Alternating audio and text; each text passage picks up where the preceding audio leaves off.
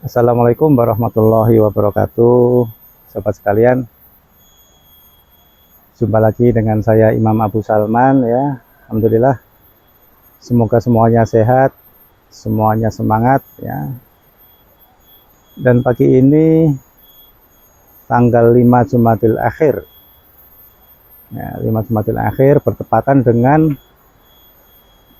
8 tanggal 8 Januari 2022. Ya, saya berada di sebuah tempat yang cukup asri ya, cukup indah, masya Allah nih. Namanya Ono Kaline, itu karena Ono Kaline. Dan di sini masuk ke sini pas jadi pengunjung pertama ini, masya Allah. Ya, ini saya dalam perjalanan ke daerah Nanggulan lagi ya, Nanggulan, melewati tempat ini, dan saya mampir ke sini untuk ya sekedar sarapan pagi, ngeteh-ngeteh ya. Dan alhamdulillah nih istri saya udah pesen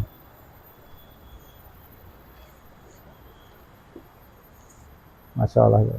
Nah, menu sederhana, udang teh tawar, nasi bakar, dan singkong ya. Nanti kita cerita-cerita lagi insya Allah ya. Alhamdulillah ya sudah selesai sarapan pagi ini ya. Alhamdulillah binikmatihi tatimus sholihat. Nikmat Allah yang luar biasa buat kita semua, dan semoga kita selalu jadi hamba Allah yang bersyukur ya. Bersyukur, tidak mudah mengeluh ya. Selalu optimis, yakin bahwa pertolongan Allah akan selalu menyertai hambanya ya. Baik, saya sedikit mau menjawab pertanyaan teman-teman ya, tentang awal mula saya mengawali usaha Daim Donat ya. Daim Donat itu awal mulanya, bibitnya, benihnya itu tahun 96 ya. Saya tabur tahun 96. Waktu itu saya masih status mahasiswa ya. Saya mahasiswa di Fakultas Kehutanan UGM ya, dan saya 96 itu udah di akhir masa kuliah, jadi udah selesai skripsi, udah selesai pendadaran gitu. Kemudian pendadaran bulan Maret ya, bulan Maret kalau salah ya, wisuda bulan Mei. Jadi ada selisih berapa itu? 2 bulan, kurang lebih 2 bulan itu dalam posisi nganggur kan, di kos ya. Ya meskipun ketika kuliah saya juga udah mulai nyambi-nyambi usaha kecil-kecilan ya, bikin souvenir, jualan gamis gitu ya dulu, jualan batu apa itu dari Kalimantan, batu-batu cincin ya, satu set batu cincin, anting sama buat kalung gitu. Itu selama masa kuliah udah sering jualan seperti itu ya. Nah, kembali ke tadi, selesai masa pendadaran ya, ujian skripsi, pada waktu kosong 2 bulan itu saya manfaatkan untuk ya berpikir waktu itu ya, usaha apa yang kira-kira bisa muternya itu cepat, harian gitu ya. Karena ya namanya kita udah merasa lulus kuliah ya, nggak enak kalau selalu bergantung pada orang tua ya gitu. Kita harus mulai mencoba mandiri gitu. Nah, yang kepikir waktu itu adalah jualan donat gitu, karena saya pikir makanan itu apa namanya, perputarannya cepat, harian gitu ya. Nah, yang jadi pertanyaan, kenapa donat ya? Dan dari mana dapat ilmu tentang donat ya? Satu itu, yang pertama tadi, Saya pikir itu perputarannya harian ya. Kemudian donat itu kue atau makanan yang selalu ada sepanjang masa, dan penggemarnya juga selalu ada, mulai dari anak-anak sampai orang tua gitu. Untuk ilmu tentang proses pembuatan donat ya, saya dapatkan dari ibu saya. Ibu saya itu di rumah ya, beliau rahimahullah jualan jajanan pasar ya. Dari saya kecil, dari SD itu udah setiap hari menghadapi seperti itu, dan ya setiap hari bantu gitu, apa yang bisa dibantu gitu. Dan satu produk yang apa, saya itu bantunya mulai dari awal ya, bantu ibu itu mulai dari awal itu maksudnya mulai dari peracikan bahan, kemudian membuat adonannya sampai selesai, itu donat. Ada produk-produk lain seperti arem-arem, pastel, klepon, apalagi risoles, lumpia, banyak. Itu saya bantu tidak dari awal proses gitu. Ada yang cuma bagian goreng, ada yang bagian packing gitu. Yang mulai dari awal sampai selesai ya donat tadi. Makanya saya paham bahannya apa saja, takarannya seberapa gitu ya. Meskipun waktu itu ya tentu belum sebagus ya produk-produk kayak donat sekarang ya. Masih ya boleh dikatakan kalau kita bilang sekarang seperti donat kampung lah ya. Yang toppingnya cuma gula halus gitu. Dan memang cuma satu topping gula halus gitu. Nah, oke, tadi saya mulai membuat donat itu di kamar kos ya. Dengan modal awal Rp30.000 tahun 96. Rp30.000 itu saya belikan baskom ya, baskom plastik warna hitam, saya ingat banget. Kemudian saya belikan bahan-bahan, ada terigu, gula, telur, ragi dan sebagainya. Nah, malam hari selepas sholat isya itu saya bikin 1 kilo waktu itu, mulai di kamar kos pakai tangan gitu ya. Teman-teman pada heran, bikin apa mam gitu, kok tumben-tumbennya gitu. Mereka nggak pernah tahu sebelumnya gitu. Tiba-tiba saya di kamar kos bikin itu gitu. Nah, malam jadi, besok paginya gitu, untuk menjual itu ya waktu itu jadi 1 kilo itu jadi sekitar 50 biji lah donat. Nah, besok paginya saya titipkan ke warung-warung sekitar kos gitu. Ada juga yang dibeli sama temen kos, ada juga yang saya titipkan ke kos-kosan temen gitu. 50 biji saya titipkan, kemudian sore hari saya cek gitu. Masya Allah habis gitu. Jadi dapat uang gitu. Dapat uang, sore itu langsung belanja lagi bahan. Gitu. Malam bikin lagi, besok lagi jual lagi. Seperti itu terus. Nah, yang menarik di situ, dalam waktu 1 pekan, ya, 1 minggu, BEP, ya, break even point atau kembali modal. Gitu. Modal 30.000 tadi udah kembali, dan masih bisa berproduksi, artinya bahan-bahan baku itu masih ada, dan semakin banyak bahan bakunya gitu. Yang dulu hari pertama beli 1 kilo itu udah bisa beli mungkin 2 kilo ya. Terigunya mungkin bisa beli 5 kilo gitu. Nah, dari situ langsung saya tuh punya seperti keyakinan gitu ya, kok seminggu udah BEP gitu kan, bahkan masih bisa berproduksi dengan stok bahan yang lebih banyak gitu. Ya, saat itu juga saya punya keyakinan, ini insya Allah suatu saat bakal besar nih, gitu. Karena melihat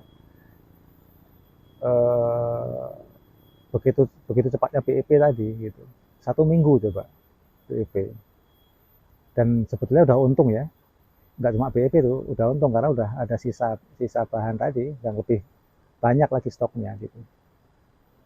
Nah, Oke, itu berlanjut selama kurang lebih 2 bulan lah, sampai nanti waktu wisuda. Nah, begitu menjelang waktu wisuda, orang tua saya kan datang tuh ke kos tuh, mau mengasih wisuda. Sampai kos, ngeliat anaknya kok ada baskom, ada terigu, ada gula. Ibu nanya, ini apa, buat apa? Bilang, saya jualan donat, Bu.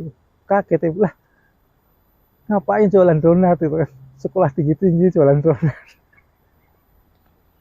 Itulah orang tua ya. Ya kita bisa pahami itu ya. Oke ya, akhirnya ya, sambil menyimpan tadi keyakinan tadi ya, dan berusaha juga untuk apa namanya, memahami keinginan orang tua gitu ya. Oke deh, selesai wisuda sempat saya berhenti break ya, karena ada tawaran kerja waktu itu di kehutanan ya, sesuai dengan bidang saya, ke Palembang ya, ke Sumatera. Saya ambil kesempatan itu gitu. Maka donat dan segala macamnya tadi saya tinggalkan ya. Saya tinggalkan, tapi tetap dalam hati itu masih apa ya, ada rasa gimana gitu ya. Agak berat gitu kayaknya gitu. Tapi waktu itu ya demi untuk menjaga apa, keinginan orang tua, perasaan orang tua gitu. Oke, saya ambil gitu. Dan sampai di Palembang, saya mulai bekerja, dan saya juga menikmati pekerjaan itu karena memang sesuai dengan bidang saya juga. Saya suka segala sesuatu yang berhubungan dengan alam gitu ya, belusuan itu saya suka gitu. Makanya saya kalau jalan-jalan gini kayak gini kan ya, saya cari tempat-tempat yang di alam gitu. Insya Allah rasanya lebih damai, lebih sejuk ya. Oke, tadi saya ke Palembang, ambil job ya, ambil kerjaan yang berhubungan dengan kehutanan. Bekerja di situ rutin sehari-hari, ya rutinitas kerja lah, tinggal di sebuah camp di tengah hutan gitu ya. Meskipun di tengah hutan tapi fasilitas lengkap ya. Lengkap, sangat lengkap, super lengkap gitu. Tidak kekurangan sedikit pun apapun di situ, semua terpenuhi. Nah, kemudian di tengah-tengah bekerja itu ya, kita balik lagi sedikit flashback ya. Sebelum saya berangkat ke Sumatera, itu saya udah mulai ngomong ke orang tua kan, pengen nikah gitu, pengen nikah. Dan waktu itu memang sudah mulai proses ya, proses ta'aruf dengan seorang akhwat. Seorang akhwat ya. Saya menyampaikan ke orang tua kalau saya pengen nikah gitu. Orang tua sih agak terkejut juga karena kan tiba-tiba mau nikah gitu. Yang sebelumnya nggak pernah ada omongan apapun gitu, nggak pernah pacaran juga gitu. Kok tiba-tiba mau nikah gitu. Terus saya tunjukin, saya sampaikan kalau udah mulai kenalan, udah mulai bisa ta'aruf lah ya. Anaknya juga udah ada, insya Allah baik gitu ya. Orang tua ya mengiyakan tapi dengan syarat kerja dulu gitu. Makanya tadi salah satu saya ambil job tadi, selain juga keinginan orang tua ya, juga ada syarat tadi itu untuk kerja dulu ya. Nah, balik lagi ke Sumatera ya, ke Palembang. Di tengah-tengah kerja di bulan ke-4 atau ke-5 gitu, saya dapat kabar dari Jogja kalau ibunya calon istri itu sakit keras gitu. Waktu itu beliau kena kanker ya, kemudian udah operasi dan kondisinya memburuk gitu. Maka saya ambil off ya. Kalau kerja di kehutanan tuh off itu bisa dirapel ya. Libur itu bisa dirapel. Jadi bisa jadi kita kerja itu dari Senin sampai Ahad terus sampai Ahad lagi gitu. Nanti liburnya diambil di akhir bulan, 4 hari atau 5 hari. Sesuai dengan hari libur, di bulan itu gitu. Kalau ada libur 6 hari ya bisa 6 hari diambil. Itu saya ambil hari off ya, rapelan, saya pulang ke Jogja. Sehari sampai Jogja, qadarullah ibunya calon istri tadi meninggal. Nah, karena meninggal kemudian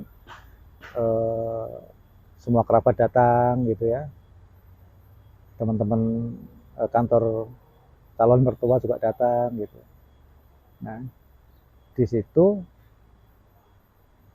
ada rapat dadaan di keluarga di keluarga calon istri, karena udah ada calon, ibu yang meninggal, dan otomatis calon istri ini jadi yatim piatu waktu itu, karena ayahnya udah lebih duluan meninggal, dan calon istri ini sebagai anak tertua gitu, maka dari keluarga langsung minta, udah nikah sekarang aja sekalian gitu, disuruh nikah di depan jenazah.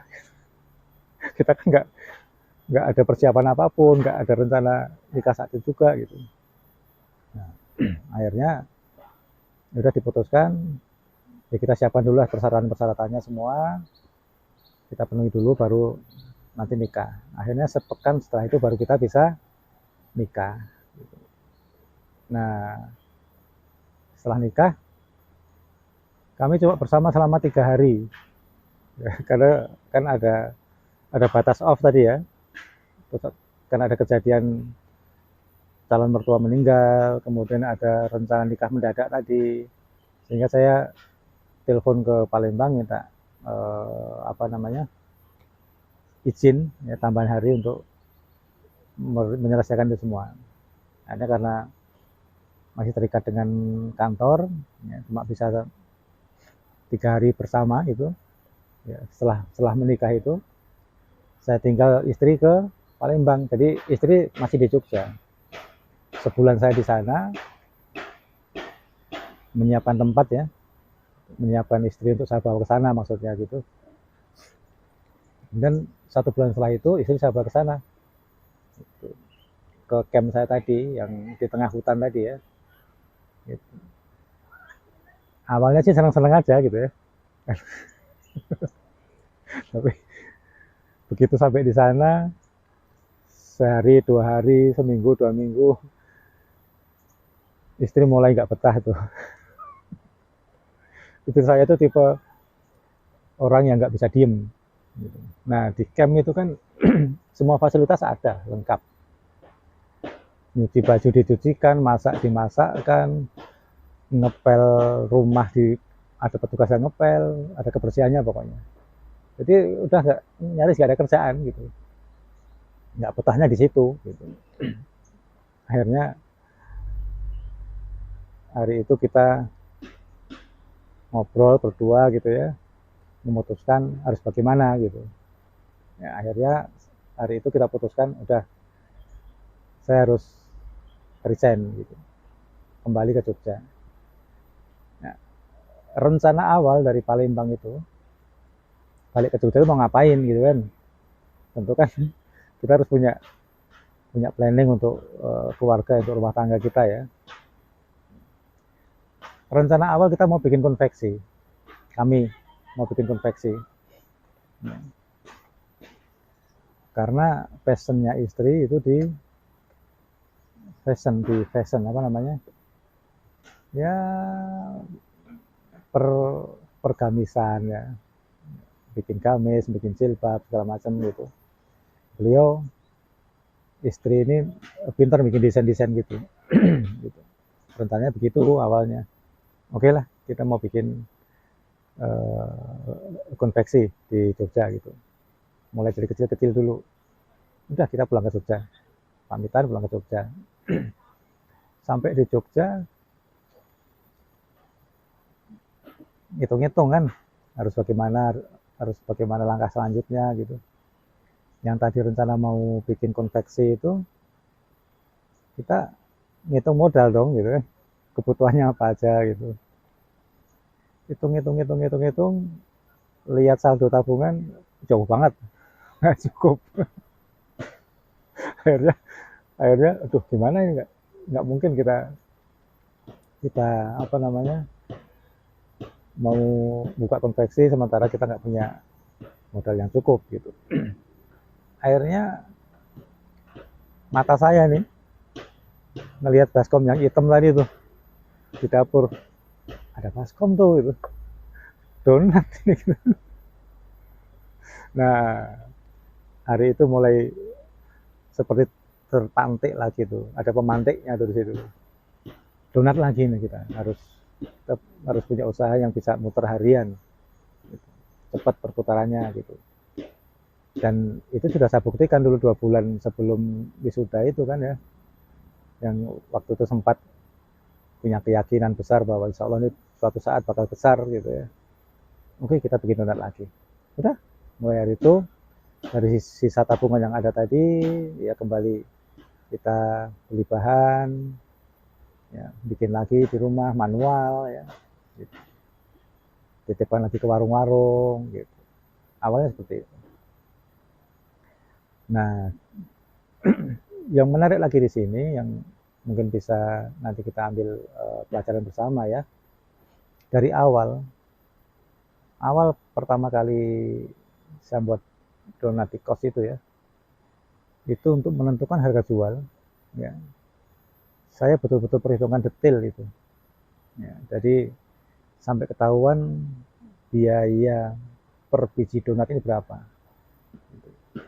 meskipun masih manual bikin di kos ya, mungkin listrik juga masih dompleng kos, kompornya masih pakai kompor kos gitu kan, tapi itu semua udah saya masukkan ke komponen biaya termasuk risiko-risiko gitu.